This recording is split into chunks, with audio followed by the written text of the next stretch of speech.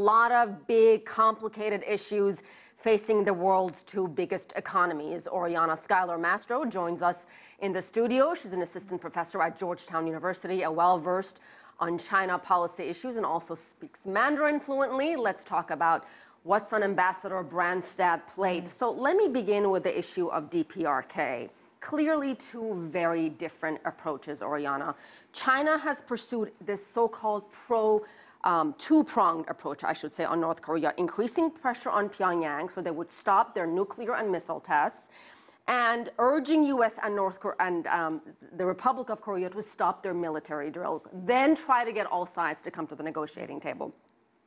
The U.S. approach, not even on the same radar, or at least it seems that way. How can they narrow the differences when it comes to DPRK, and can Ambassador Brandstad really make any headway here? I mean, the big issue really you already brought up was a difference in tactics. For years, both sides have agreed that denuclearization should be a priority for the future of North Korea. However, China doesn't list that as really the top priority, with stability and security being more important. And then they do believe that different tactics will get them there.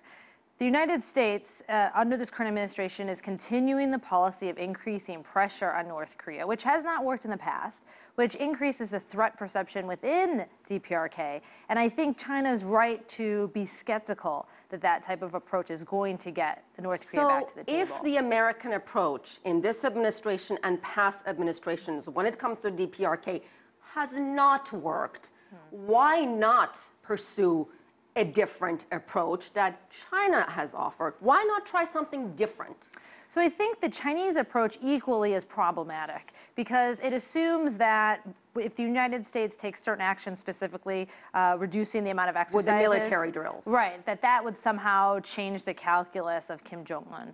The big issue is that both countries, China and the United States, are unwilling to think more creatively about the future of the peninsula. China is unwilling to talk to the United States about a world in which North Korea no longer exists, given the fact that China and North Korea are allies. And the United States is unwilling to talk about a future in which the United States military is not on the peninsula. And I should say, for China's part, they reject the idea of their allies. They say they're really no one's ally. Right. And they've always supported a peaceful negotiation to this crisis, stopped coal imports in January. So for their sake, they're saying they're doing all they can, and they have backed one resolution after another at the United Nations. So let me get to Governor Brandstad. Clearly has a relationship with President Xi Jinping. They've known each other for some 30 years, comes from a state that has deep agricultural and trade ties, Iowa, with China. Is this someone, he's an ambassador, he doesn't make policy. Can he make any kind of dent? Is anyone in this administration willing to listen to someone like Terry Brandstad, who understands the Chinese thinking? I think it's always a good thing when you have a U.S. ambassador in place that really has a deeper understanding of China. But there is this thread in U.S. thinking, especially now with the current administration, that we want some sort of savior, one person that's going to be able to change the U.S. policy, to convince President Trump to have a more strategic view of the future of U.S.-China relations, and then through personal relationships, in this case with Xi Jinping, be able to break through on some of the toughest issues. I think that would be a standard that is too high for this ambassador. It wouldn't be fair to say if he's not able, through his friendship with Xi Jinping, to convince China that they should view their national interests differently than they do, then somehow he has failed. So looking ahead, besides DPRK, where are the issues between these two countries, which our reporter said, these are complicated issues? I think one of the big questions for many China watchers is exactly what are the issues that are going to be prioritized by this current administration.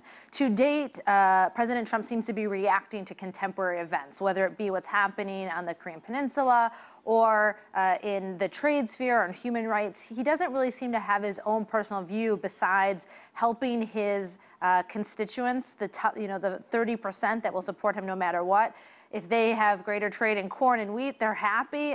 So it seems like without a broader strategy from this administration, it's going to be unclear not only to those in Beijing where this relationship is going, but also to those of us here in Washington. And how much do you think the issues that we discuss are going to dominate discussions when the new president of the Republic of Korea is going to come, I believe today, on Wednesday, is coming to Washington.